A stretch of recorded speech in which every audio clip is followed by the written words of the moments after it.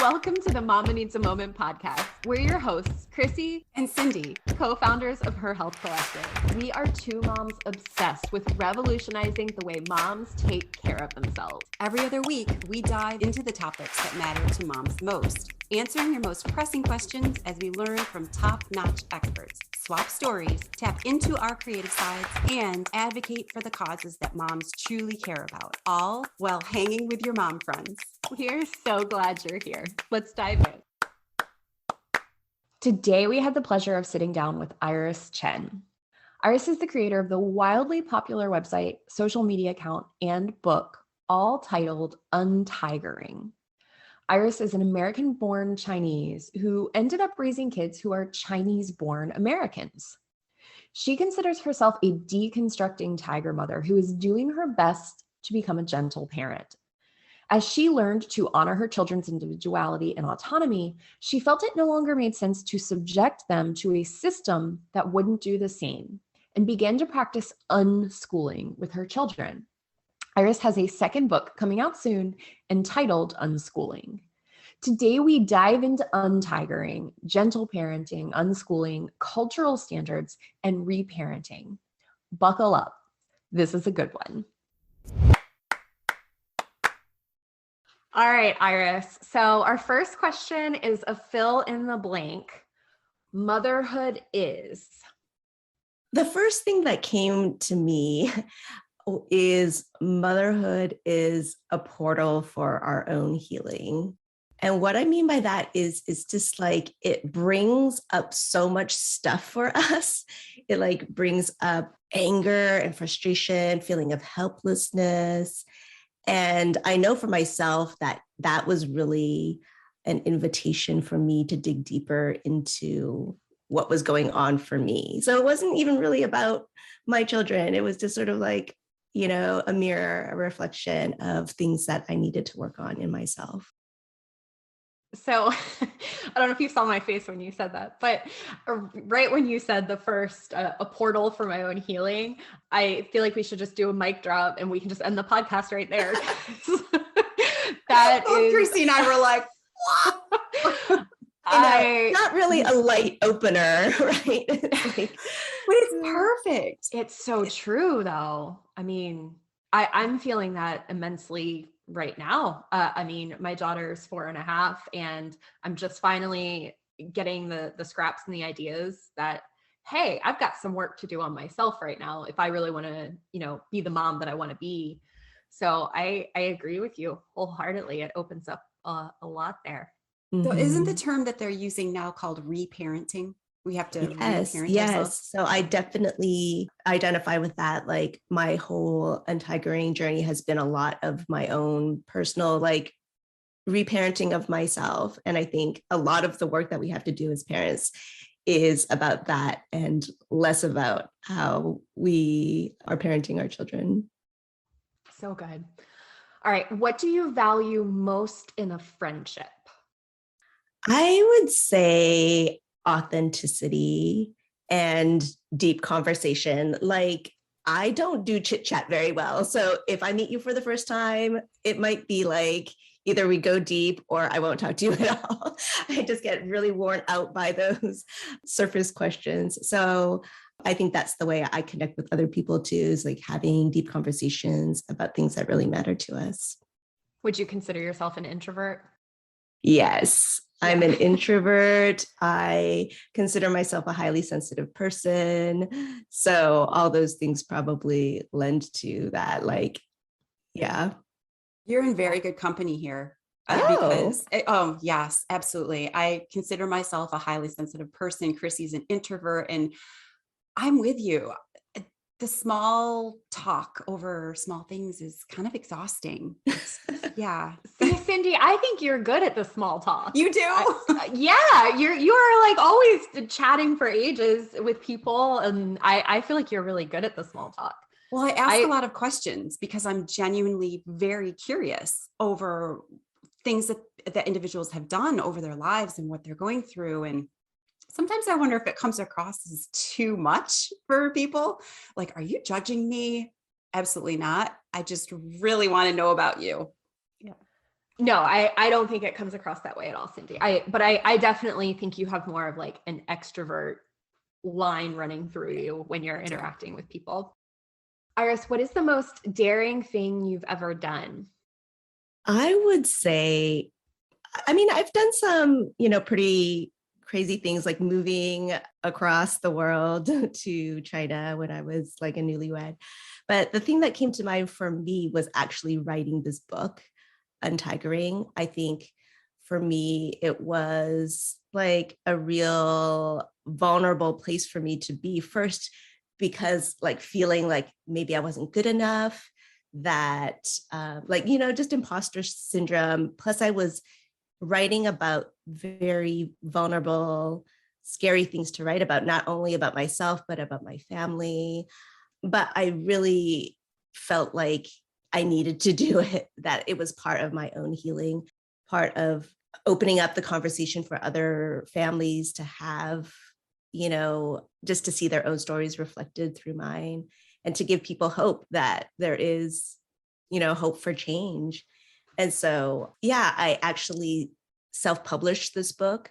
So not having that affirmation of a publishing house or whatever telling me that it was like a good book, I just believed in it so much that I decided I wanted to publish it and put it out there, just believing that it would resonate with people.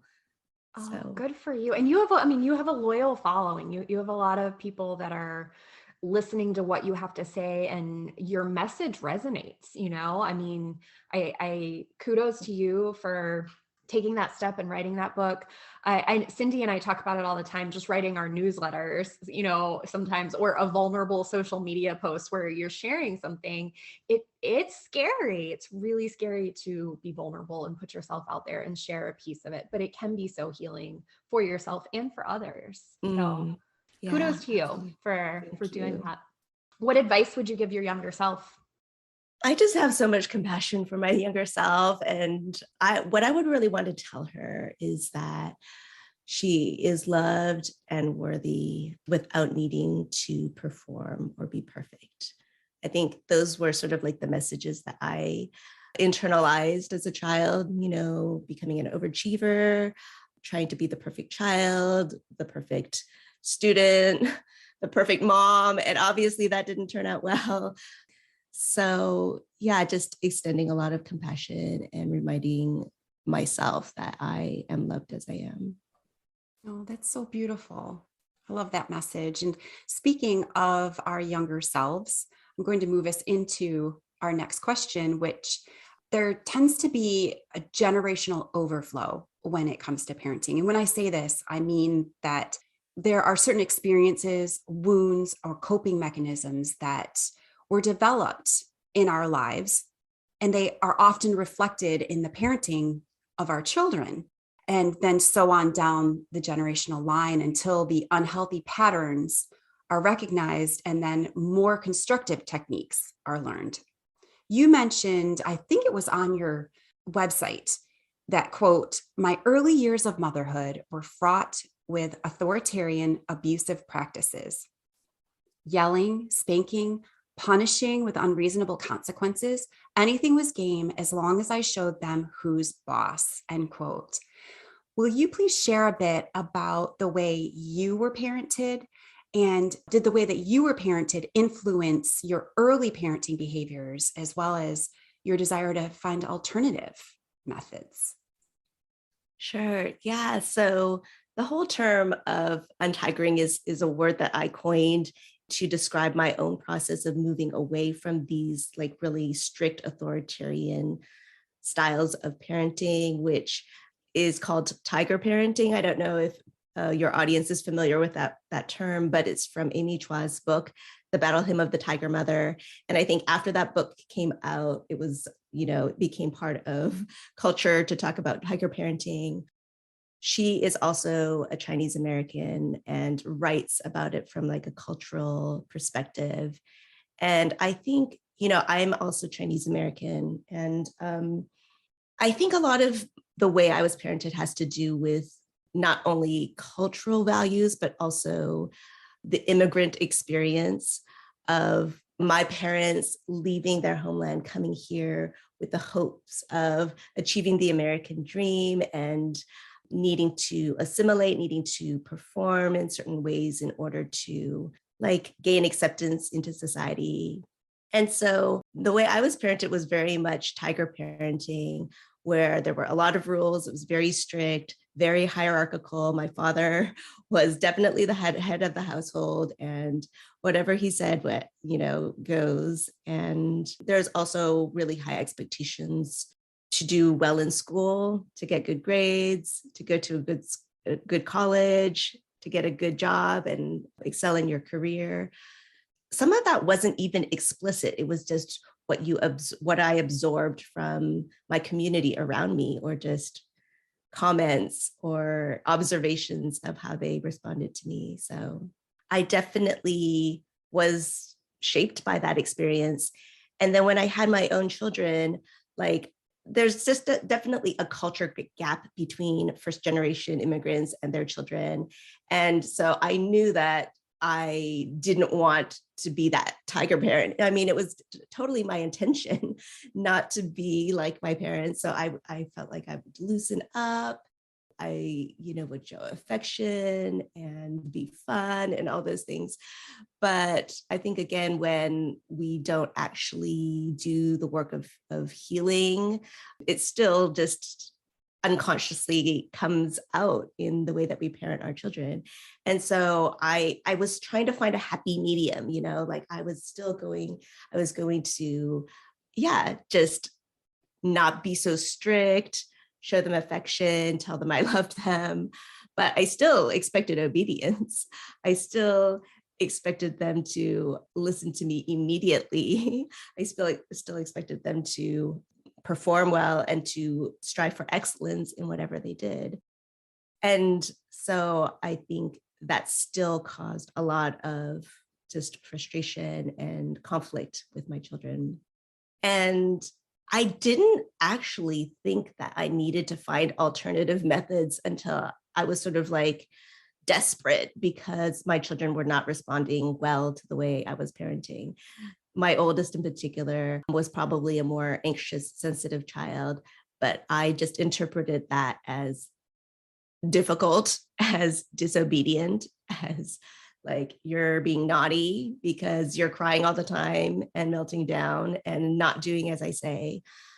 And it was just a really tense environment that I constantly felt frustrated. And I think it goes back to this idea of like performance and perfection, where I felt like motherhood was really exposing ways that I didn't feel in control. I didn't feel like I was doing a good job. I couldn't get the results that I wanted. And so that made me even more frustrated and like wanting to control even more. And so it wasn't until I learned more about the neurobiology of children, of how they need our help to regulate. It wasn't that they were like purposely trying to push our buttons.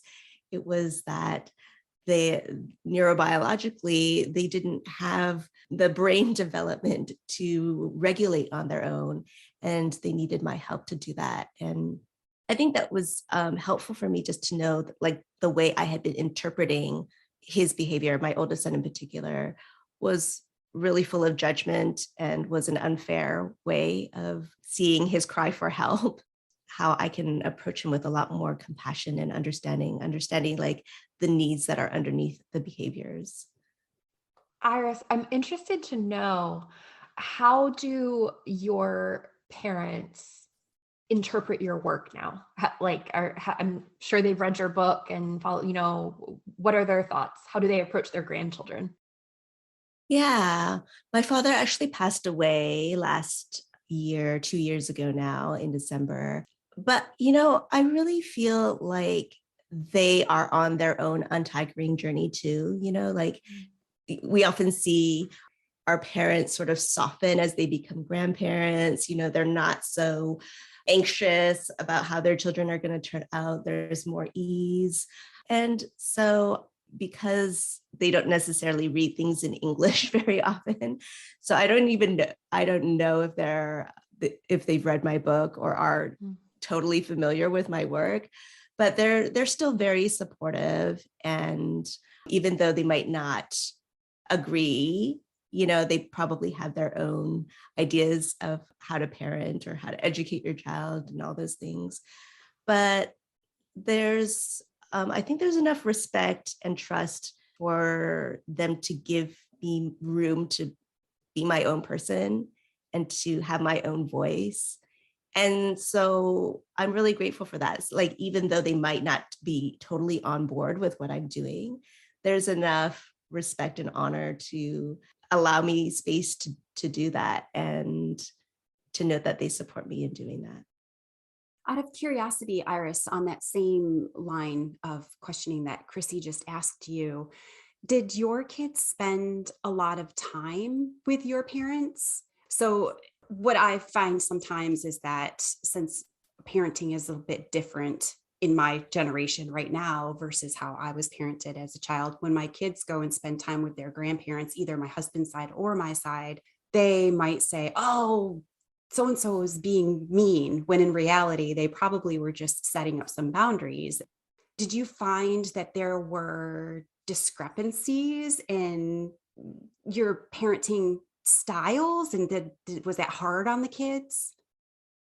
Yeah, so I was living miles away from my family in China at that time. I'm now back in the States, living not too far away from my mom.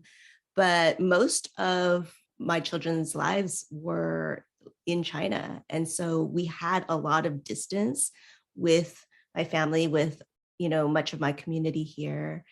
And so there was that difference. Like, we saw them during the summers for a brief amount of time. So there wasn't a lot of interaction in that way. But there was, like, obviously I could notice differences in things that they said or ways that they wanted to motivate my children or control them in different ways. But I'm really grateful, actually, even though it was hard to be away from family and to not have that support, that I had some distance to create my own family culture in ways that aligned with who we were and our values, and to sort of be able to break some of those patterns. When we're talking about generational stuff, like, in order to break patterns, sometimes we need a little bit more distance so that we can be more established in this new way of doing things, instead of being pulled back into those old cycles, into those old patterns. So sometimes we do need more boundaries and more distance, so that we don't end up, reverting back or repeating those patterns. Sure. So much of what you've said so far has resonated so much with me. And one of the things that I thought of right away was, oh my gosh, it's so overwhelming. And the reason I'm thinking of this is because I'm thinking of all of the different books and different parenting techniques and opinions and unsolicited advice that is available right now to the modern day parent. And I've definitely succumbed to all of it, trying to just be the best parent I can be. And due to the exuberant amount of content, it's overwhelming to determine what technique will best suit my family, which I'm sure a lot of people struggle with that as well. What technique best suits their family, even the parent or a specific child, because you had talked about, all children are different. And since each child is unique, it isn't uncommon for different techniques to work better for different children. So when you had your quote unquote about face and you dove into learning more about gentle and peaceful parenting, how did you settle on this particular modality? And did you have early influencers, people that you really clung on to, and you said, okay, this is what I want to subject my children to, and what I want to adopt for my family? Yeah, I don't know if I approached it like a modality, or like sort of this boxed philosophy or curriculum of like, okay, this is how you're supposed to parent. It was really reading, learning about things, and seeing what resonated with me. And it's funny because somebody asked me recently, oh, what is the next book that I should read? And even though I wrote a book about parenting, I told them, I think we need to do less reading and more intuition, more internal questioning and attunement to ourselves. Because, like you said, like who we are and who our children are is so unique. It's not about a strategy. It's not about like these certain techniques. It's really about who am I and who is my child? How can we learn to live together and respect one another in ways that feel good for both of us, right? That's not to say that I didn't have influencers. I mean, I remember reading Dr. Shefali's book, The Conscious Parent, and that was very just like, oh my goodness, I have so much work to do. This is really about me and not my child.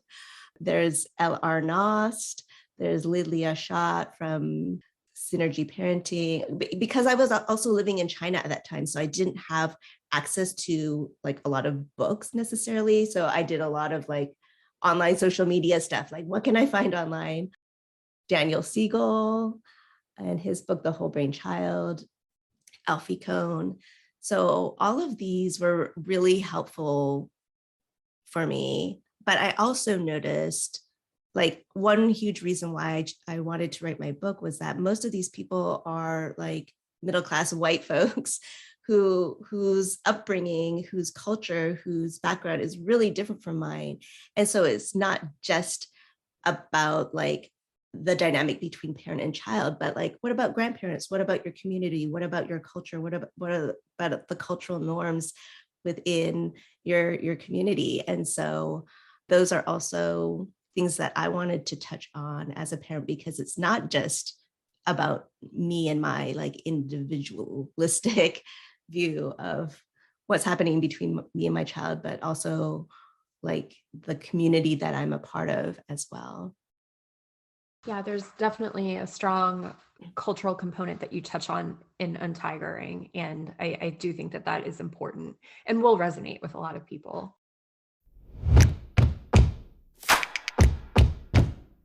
This episode is sponsored by Her Circle, the supportive and welcoming community for moms created by Her Health Collective. Her Circle is a welcoming and supportive community for moms who are passionate about making change for themselves, their families, the community, and the world. Together, this village of women are revolutionizing the way moms take care of themselves. From an active, private online community and the incredible daily chats hosted there, to our many virtual gatherings, including support groups, Mom's Night Out, volunteer opportunities, book club, family adventures, coffee chats, and so much more. We love providing moms the chance to connect and create authentic relationships with one another.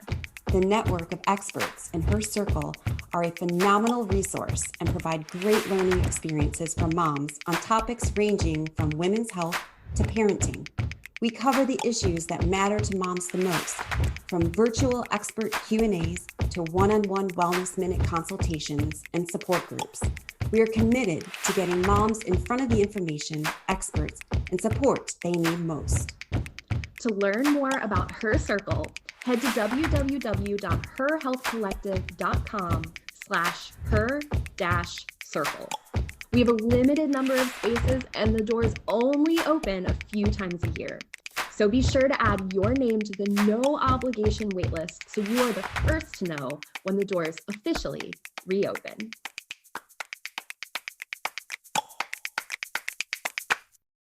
You have previously spoken about resentment as a mother, and I felt it deeply. You've stated, and this is a quote, that mainstream parenting often conditions us to interact with children in ways that lack healthy boundaries, encourage martyrdom, and foster resentment. We sacrifice ourselves believing that that is what makes us good parents. Our needs, desires, and limits don't matter, especially as women. Our resentment gets us labeled as bitchy, ungrateful, selfish. But what if we saw our resentment as a gift rather than a curse, as an invitation rather than an indictment on our character? You later go on to state, peaceful parenting is not about catering to our child's every whim and need at our own expense. I loved everything about this statement. I feel like often in the early stages of learning about and attempting to implement peaceful parenting, there can be moments of deep resentment. And I'm only speaking of myself right now. I'm sure others will hopefully feel me on this, but that resentment can develop in the parent. It sometimes feels like you're trying to hold things in. You always are trying to stay calm and measured. And that is the furthest thing from what you feel on the inside. Can you tell us more about this idea of resentment as a gift rather than a curse? Because I'm really intrigued and I really like it. And how has this shift helped you embrace peaceful parenting? Yeah. I think, like I mentioned right at the beginning, where I see parenthood, motherhood as a portal to our own healing. And I feel like resentment and frustration and all those like unpleasant emotions that come up are those signals of ways that our boundaries have been crossed, ways that we have unmet needs that are crying out to be met. So again, it's like an invitation to get curious about ourselves. So like, it's not that we're never triggered, we're always gentle and always peaceful and everything comes easily. It's not that at all. Oftentimes it's like noticing our emotions, noticing all that's coming up for us. And instead of like reacting to it, instead of like punishing our child, yelling at them, taking it out on our child, how can we sit with it? Like sit with our resentment, notice it, and dig a little deeper, ask ourselves the question, why am I feeling this way? What is it bringing up for me? And hopefully, as we can get more curious about ourselves, what's going on within us, just bringing more awareness to what our wounds are so that we can begin healing those. And we can begin communicating our needs and boundaries to the people in our lives in healthier ways. Because like, I think like you read, it's just like, it's not just about the child's needs. In peaceful parenting, we want everybody in the family to feel peaceful. It doesn't serve us if it's just like, okay, the child feels great and the child gets whatever they want, but then the parents are like ragged and overwhelmed and burnt out. That's not what this is about. And it's not about just sucking things up and tolerating behavior that really bothers us. And then it becomes so unbearable that we blow up, we get really upset. And that's where the resentment comes in, right? So yeah, I think again, it's really like attuning to ourselves. How can we notice these things, attune to ourselves so that we can draw boundaries, even with our children, in healthy, proactive ways instead of reactive ways. Right. So like if I know that I don't like a lot of noise in the house because I am a highly sensitive person, knowing that about myself, it's not really that I'm angry or upset with the children. I just know my own needs and my own boundaries. So how can I communicate that to my family in a way that's not about like placing the blame on them, but about teaching them who I am and how we can coexist together in a way where we respect each other and have each other's needs met. So I might say, okay, when my door is closed, I just need some time to myself. Or like, if you're going to be screaming and like going wild, can you do that outside in the backyard? Or, instead of letting them do it because they should have the freedom to do whatever they want, and then getting so overwhelmed and angry that I like blow up at them and, send them to their room because they're like going too crazy. So again, yeah, just nipping things in the bud and being proactive about how we're feeling about things so that it doesn't come out in reactive ways. Yeah, it sounds like there's really two key pieces. It's the awareness, and sometimes that's hard thank goodness for therapy. That's what I heard through most of that. It's like, it's a good thing you're in therapy, Chrissy. But I think that's a big piece of it, is just being aware and like looking at the situation. And it's sometimes hard in the moment, but hopefully as you practice it, it gets better. And then the proactive piece of it. And, I loved your example of, because I'm very triggered by noise. I'm a very highly sensitive person too. And especially when I'm like in a certain thoughts or in the noise, and it doesn't even have to be loud noise. Like I'll go upstairs and Noah, my partner, will have music on because he's washing the dishes. And if I've just finished a lot of work, or I'm like, it's so jarring. It's a beautiful song. I love it. It's not that loud, but like every time, the beat drops, I'm like, oh. So just kind of being aware and proactively communicating, I think is huge. I definitely agree with that.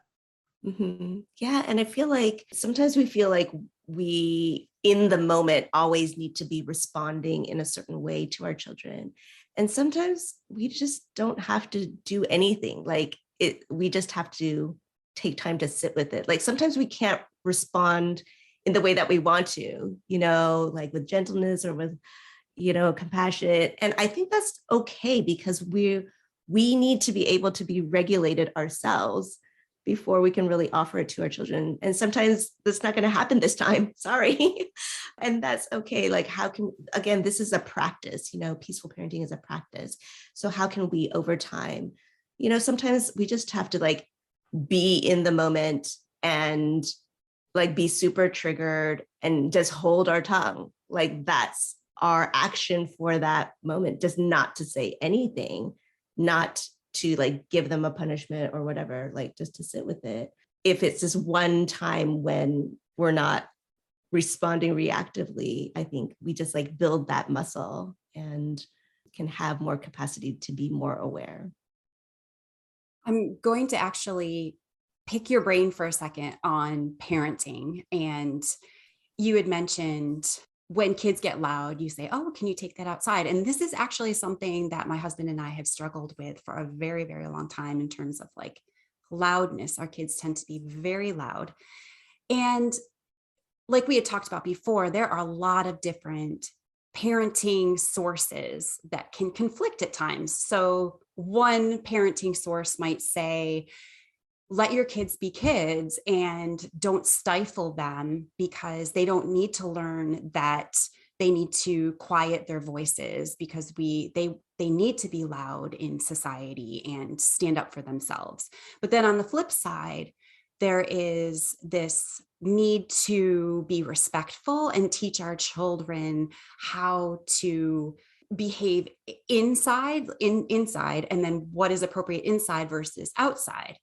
And so my husband and I find ourselves looking at our girls and saying, please lower your voices. Please lower your voices. We're inside. If you want to talk like that, you need to be outside. And it doesn't work. So I find myself controlling myself for a little while. I might ask them, okay. And then I'll have a huge emotion and I'll be like, you guys need to, just kind of blow up.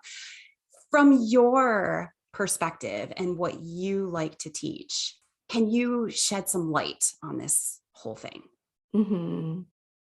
I think part of it is sometimes our adult expectations, yes, right, that are really not developmentally appropriate, or even if we're triggered by noise, we wouldn't tell a baby not to cry, right? That's just how they communicate, and they don't know how to cry in a way that doesn't trigger us.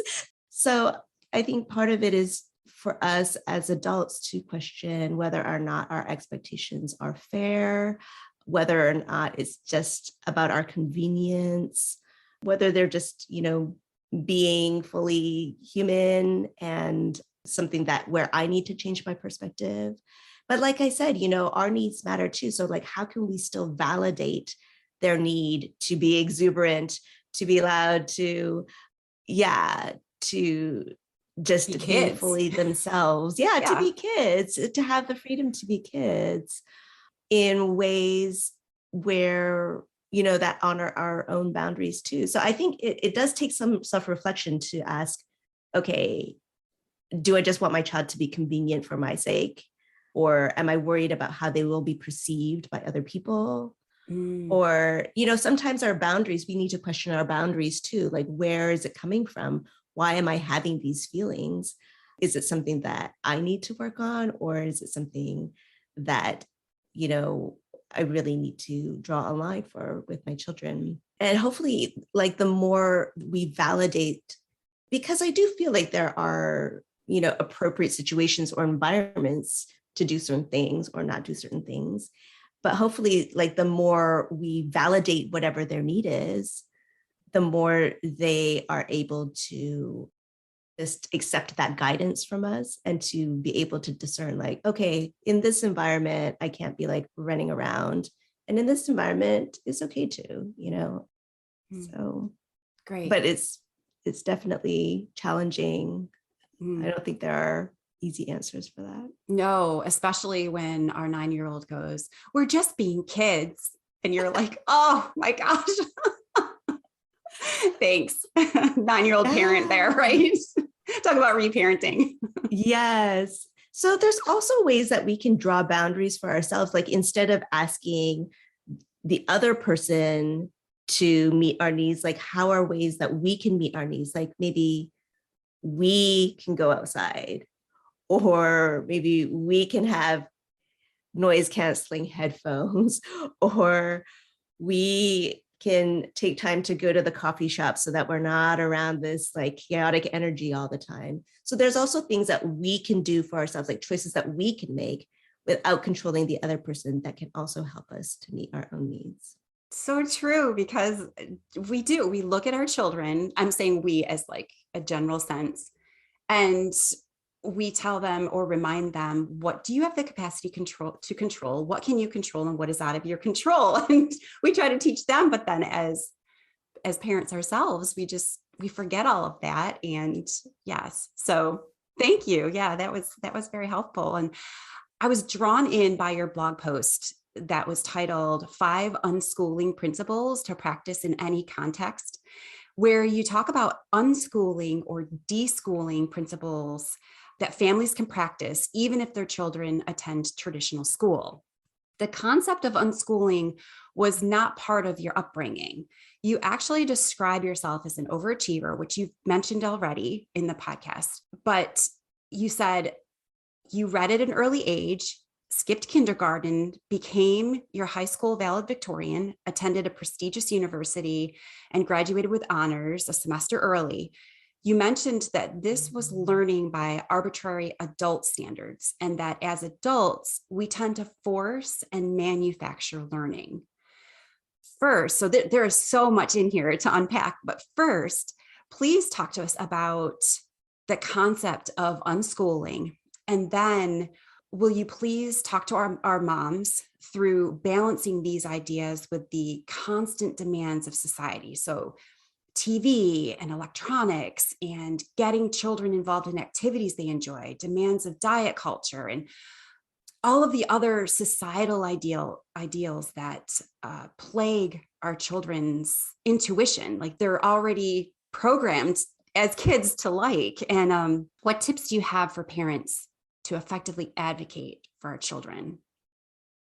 Yeah, so like I mentioned in the beginning, when you were asking me about friendship, I feel like this idea of authenticity is something really core to my values, I guess. And so when I think of unschooling, I think of it as like the liberatory practice of us and our children being able to live authentically, live, learn, and love authentically, where we choose to live in ways that actively resist oppressive systems and schoolish ideas that teach us to not be authentic, that try to conform us or make us hide or suppress things about ourselves where we cannot be authentic. So unschooling for most people means that they leave the compulsory schooling system and learn to live and educate children outside of that. But it's much more than that. To me, it's definitely a way of life where we're resisting these different systems that teach us not to be authentic. And so when you ask me, like, how can we balance these different ideas, with the demands of modern society, in some ways, I'm not trying to raise my children to succeed in a toxic modern society. Like if there's like so many things about modern society that do plague us and that are not healthy for our children, how can I recognize that, be more aware of the things in our society that are not serving us, that are not healthy, and resist it, opt out of it, transform it, instead of trying to make our children succeed within that culture. Your choice was to homeschool is what you ended up doing, right? For your Yeah, so we unschool, and I want to differentiate between homeschooling and unschooling, because homeschooling can often be like just recreating school at home, where parents are still like deciding on curriculum, still have, a lot of expectations of what their children should do. Whereas for me, it's more like self-directed learning, where my children are empowered to pursue the things that they enjoy learning. We learn through life and living together, all the ways that life has to teach us. And so it's not this top-down, like authoritarian, I as a parent know what's best for you. I as a parent decide what you should learn, what books you should read, what content you should be absorbing right now on a certain schedule. You need to meet certain milestones. Like, I don't do any of that. It's really about following the child's lead, letting them be intrinsically motivated to pursue things that really engage them. So I think instead of like when you're asking about advocating for your child, I would say really be on the side of your child instead of on the side of the system, because sometimes we see like, okay, these are the expectations of society or your coach or of school, and how can I help you to meet those expectations? Whereas like these activities or these things are supposed to serve your child, are supposed to serve your family, to help your child and empower your child to become their best self. So instead of trying to be on the side of the system, enforcing these standards upon your child, how can you just support your child and, if needed, push back against those systems that don't serve your child? So for example, like if there's like a lot of demands on homework, or like, okay, if you're Zoom schooling and the teacher has the expectation that the child needs to sit in front of the computer screen for, 3 hours and not take breaks or whatever, it's like to push back on that and say, well, that's not really going to work for us. That's not good for my child. They need physical activity. They're not really engaged. And so how can we push back, opt out of things? Because a lot of these arbitrary standards are not developmentally appropriate, they're anti-child in some ways. They're just like, how can I make this easiest for me as the adult who has an agenda? But as a parent, I think it's really our responsibility to not enforce those standards, but to push back and really see how can I help my child to thrive. So sometimes that means pushing back against those rules. Sometimes that means just informing the teacher or the coach or whatever of what your child's needs are. So for example, I had a friend whose child like became really afraid of the water. They were taking swim lessons, and I think maybe the swim teacher was maybe being very aggressive and just like, throwing him in the deep end, literally.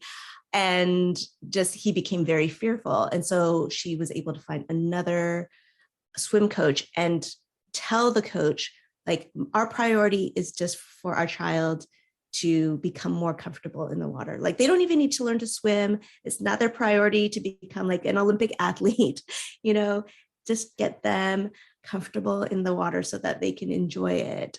And so that's something a way that we can advocate for our children too, because like sometimes if you hire a tutor or you hire a coach, they assume that you want them to like upskill and become real excellent in whatever that skill is. And sometimes that's not even the priority. Sometimes the priority is just like, I just want them to have fun. I just want them to play. I just want them to enjoy what they're learning. And so there's no pressure. There's no pressure to like ace this test or to like be the top of, in this competition or whatever. So those are just different ways that we can advocate for our children. I love the idea of being very clear of your expectations when interacting with anybody in your child's village, for lack of a better word, teachers and coaches and extracurriculars and whatever they're involved in. I think a lot of times we put our children into these different scenarios and just kind of go with the status quo because this is the way things are done and we just go with it. But you're absolutely right. That is a great way to advocate, is to just kind of take a moment, sit back and assess what your expectations are. What do you hope and want for your child? And then to be very clear with those individuals that are providing these services. And it's just a really interesting way to think about that. So thank you. In both Untigering and Unschooling, it's essentially a lot of redefining what success is. And you actually host a workshop by this name, Redefining Success, that discusses how to shift away from a tiger parenting mindset, which we've talked about, high achievement, academic rigor, excellence, towards this untigering mindset that values connection, competence, choice, consent. What do you find to be the biggest challenge in a parent's journey to, quote unquote, redefining success? I think our ideas of success are very much conditioned by what society tells us it is.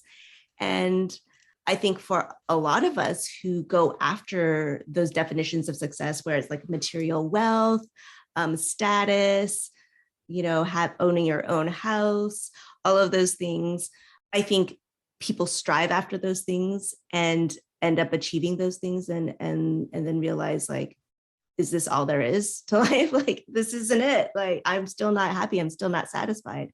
I'm still not living the life that I want to live.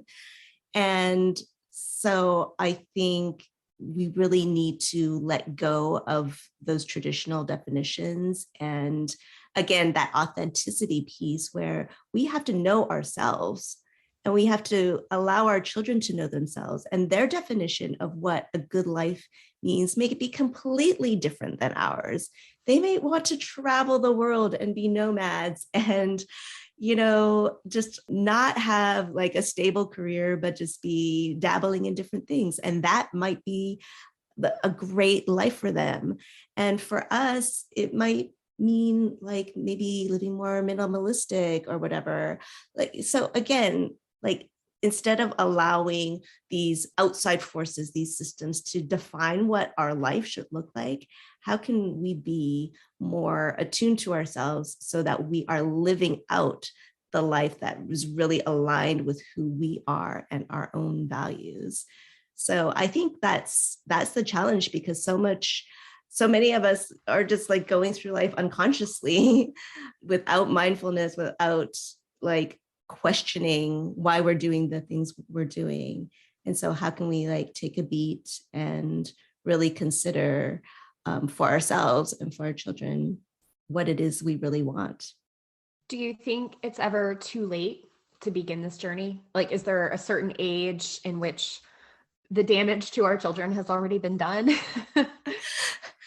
No, absolutely not. It is never, never, ever too late. I mean, I sort of felt like I was late to the game because my children were already past, I think they say 0 to 7 is like such a crucial age for our children in terms of development and their understanding of relationships and all that.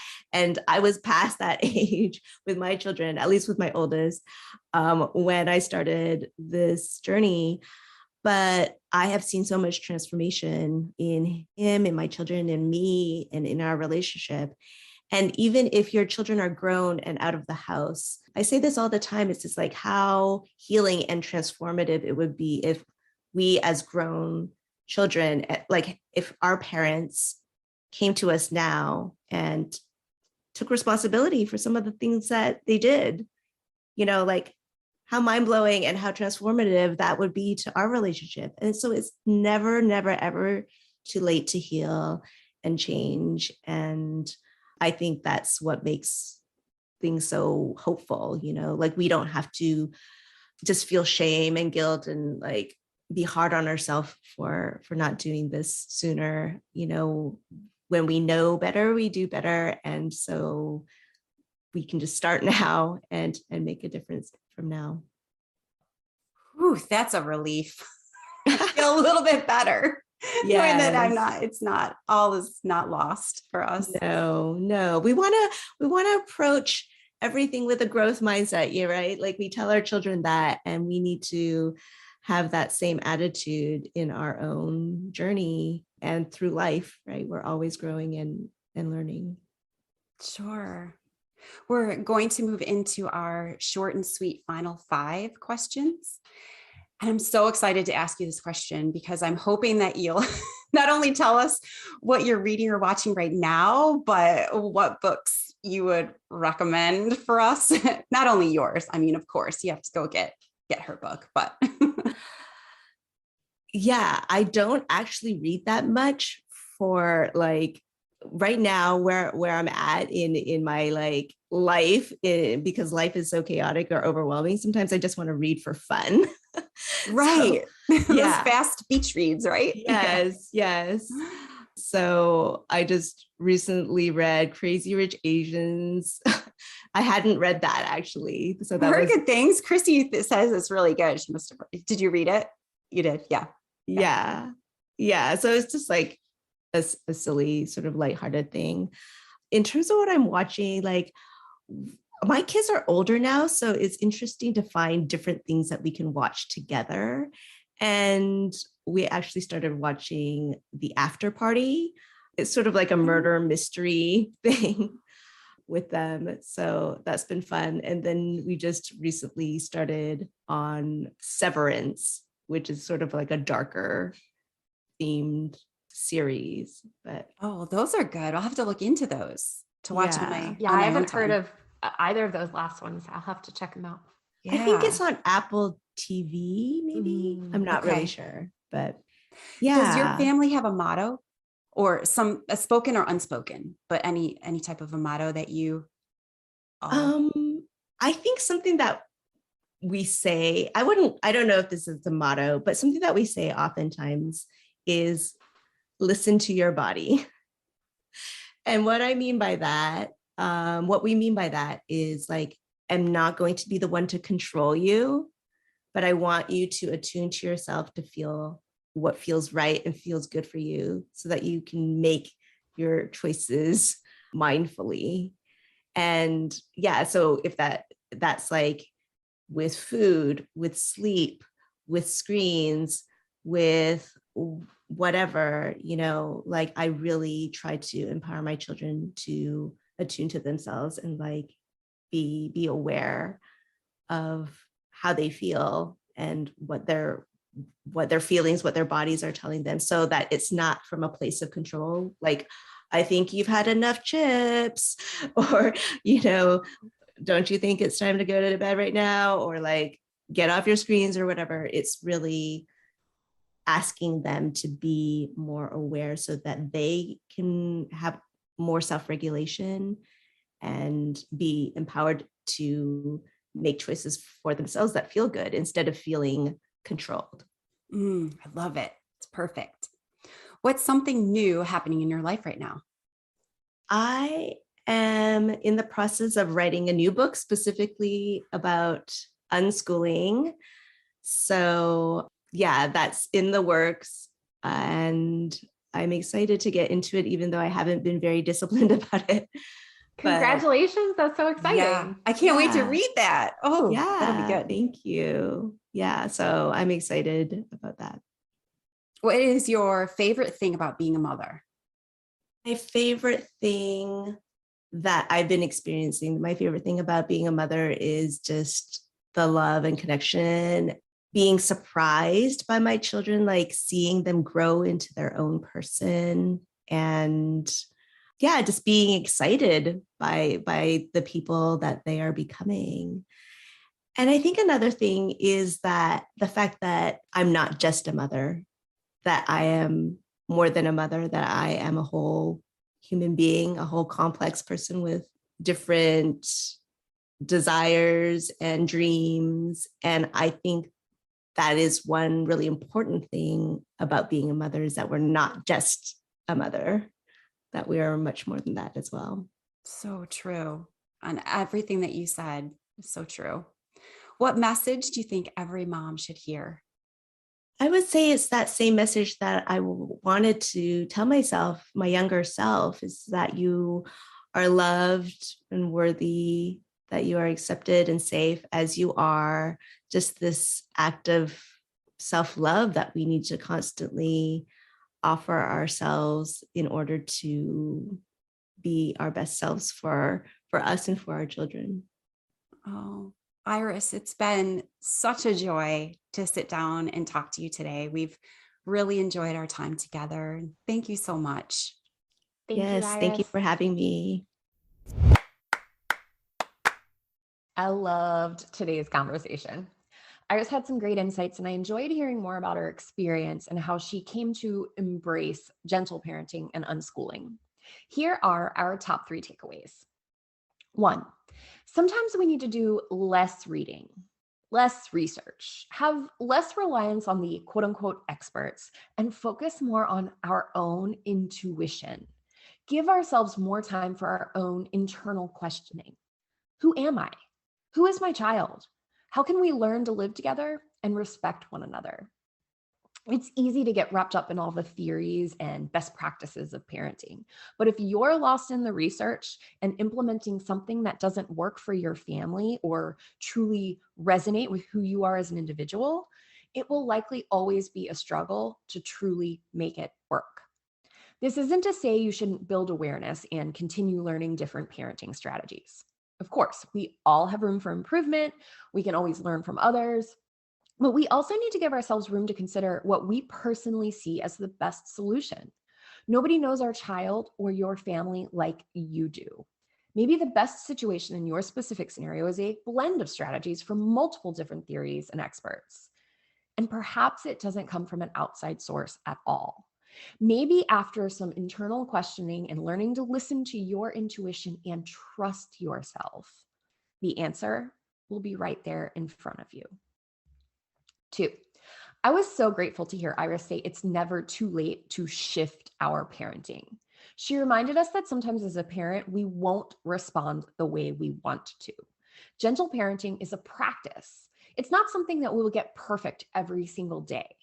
Rather, gentle parenting is about building our awareness, taking the time to notice our emotions, notice what triggers certain feelings and responses within us.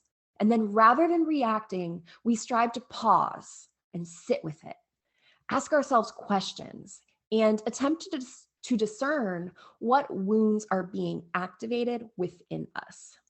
Over time, if you're able to identify those triggers, you can be proactive and put in place clear boundaries that support you and help keep you from reaching that reactionary point. True gentle parenting is not just about the child. It is about the whole family and being attuned to ourselves. 3, when it comes to advocating for your child, look at how you can really be on the side of your child instead of on the side of the system. It is all too easy to see the expectations of society, the coach, the teacher, the school, and become enmeshed with our child meeting those expectations without ever stopping to think critically if they are really serving and in the best interest of your child. We have so many arbitrary rules and expectations put in place in our society because it helps the systems run more efficiently. It gives our world structure. But at the same time, every child is a unique individual, and these rigid systems won't. They can't serve every child in the way they need to be cared for. They simply can't. These activities and systems we enroll our child in are meant to help and empower your child, to teach them a new skill, to help them learn. But as a parent, it is your right, your privilege, your duty to assess if these systems are actually serving your child.